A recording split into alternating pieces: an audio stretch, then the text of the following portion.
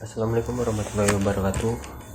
Perkenalkan, nama saya Rita Joripiani dengan NIM 140223007. Di sini saya akan mengerjakan tugas manajemen proses bisnis dengan sistem analisis sistem parkir di Stadion Maulana Yusuf untuk memahami aspek fungsional dan operasionalnya. Latar belakang dari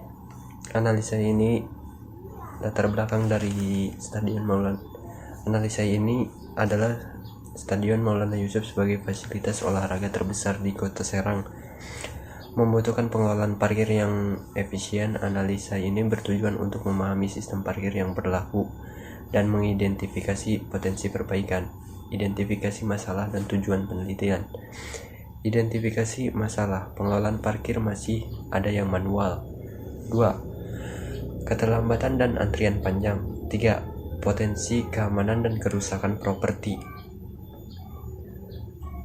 Terus tujuan penelitian. 1. Menganalisis sistem parkir yang berlaku di Stadion Maulana Yusuf.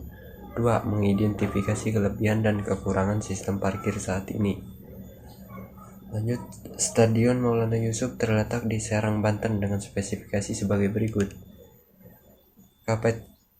Kapasitas 15.000 penonton. 2. Luas lapangan 105 x 68 meter. 3. Permukaan rumput alami. Fasilitas tribun, kamar ganti, parkir, kantor, administrasi, ruang konvensi. 5. Penggunaan pertandingan sepak bola Liga Indonesia, Piala Indonesia, kantor musik, acara budaya. 6. Klub yang menggunakan Perserang, Serang. Teknik pengumpulan data. Teknik pengumpulan data saya melakukan observasi. Saya mengamati secara langsung, sistematis, terstruktur terhadap suatu objek, kejadian, atau perilaku yang mengumpulkan data atau informasi yang ada di parkiran Stadion Maulana Yusuf, Serang. Yang kedua, saya melakukan wawancara. Saya melakukan wawancara secara langsung dengan petugas parkir yang ada di Stadion Maulana Yusuf. Berikut beberapa pertanyaan yang saya berikan. Bagaimana sistem keamanan di sini? Jawaban dari petugas parkir tersebut adalah sistem keamanan di sini menggunakan sistem karcis yang kita cetak. Jadi kita cetak karcis dan kelengkapan kendaraan. Dan kalau terjadi hal-hal yang tidak diinginkan, maka kita proses dengan SOP yang ada dan kita kasih ke pihak yang berwajib.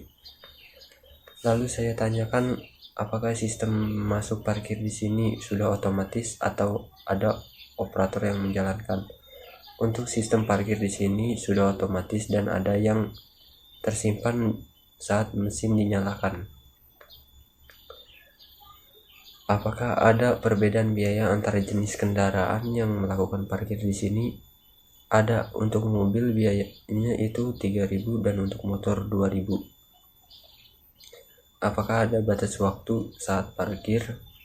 Di sini tidak ada batas waktu parkir, mau itu 3 hari, 1 minggu, dan biayanya itu sudah tetap tahunnya. Parkiran di sini dikelola oleh pihak mana? Yang mengelola parkiran di sini adalah pihak swasta, lalu hasilnya diserahkan ke pemerintah. Apakah ada kendala selama menjadi petugas parkir di sini? Kendalanya itu kalau sistem ketika terjadi masalah, ketika ada yang mampu dan ketika tidak ada yang mampu memperbaiki, terjadinya error pada sistem dan lahan parkir yang terbatas. Diagram berikut adalah diagram dari sistem parkir ini.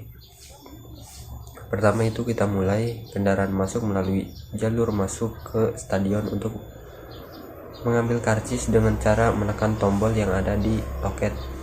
Lalu pengendara mobil masuk mengambil tiket yang ada di loket. Terus lanjut, maka pelang atau gerbang yang ada di loket akan terbuka. Terus setelah itu pengendara memarkirkan kendaraan di tempat yang sudah disediakan.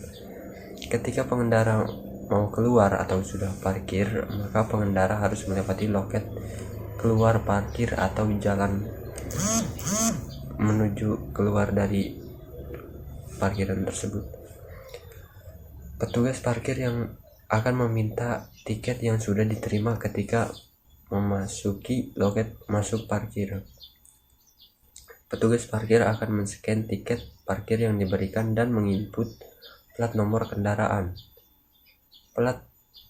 Pelang atau gerbang akan terbuka dan kendaraan akan diarahkan untuk keluar. Selesai. Berikutnya ini hampir sama saja, cuman ada gambarnya saja. Nah, ini adalah pintu masuk dan ini simulasi tiketnya. Ini adalah gambar pelang di loket yang seperti. Nah, terus pengendara memarkirkan kendaraannya dan ketika mau keluar memasuki loket keluar, dan petugas parkir akan menanyakan tiket dan petugas akan men-scan dan pelang pun terbuka. Analisa keluaran. Nama keluaran, tiket, medianya kertas, fungsinya untuk menampilkan kode atau data parkir, sumbernya dari operator parkir, frekuensinya 1 kali pakai, QR code, dan keterangan parkir. Keterangannya itu tiket digunakan ketika sudah selesai parkir. Data parkir, medianya monitor atau layar, fungsi menampilkan data parkir, sumber dari operator parkir tersebut, frekuensinya itu 1-10 kali dilihat, formatnya data kendaraan, untuk keterangannya untuk mengetahui jumlah kendaraan yang parkir. Analisis masukan. Nama masukan, tombol masuk, medianya itu loket gerbang masuk, fungsinya mencetak tiket dan membuka pelang.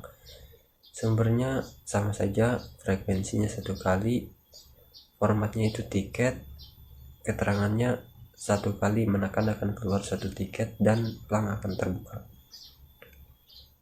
Scan barcode, medianya scanner, fungsi men-scan barcode yang ada di tiket, sumbernya dari operator parkir tersebut, frekuensinya 1 kali, QR code, tiket, dan keterangannya 1 kali hanya bisa di-scan sekali. 1 tiket hanya bisa di-scan sekali.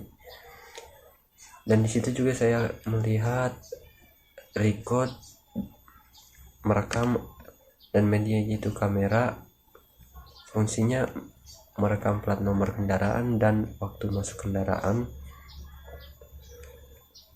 Sama saja, frekuensinya juga sama, formatnya itu dalam bentuk video, keterangannya sebagai sistem keamanan. Yang terakhir itu mencatat plat nomor kendaraan, medianya itu keyboard, mencatat plat nomor saat keluar parkiran. Sumbernya sama saja, frekuensinya sama, formatnya plat nomor kendaraan, keterangan mendata nomor kendaraan ketika keluar parkir. Berikut adalah usulan perbaikan. Nah, di sini saya mengusulkan perbaikan dalam operasionalnya. Nah, yang pertama itu proses keluar parkir yang tidak efisien. Bisa ditangani itu dikarenakan proses penginputan data masih manual, belum otomatis. Yang kedua itu tidak adanya prosedur darurat. Nah, di situ tuh belum ada penjaga yang ahli memperbaiki saat sistem yang error. Yang kedua, lahan parkir cadangan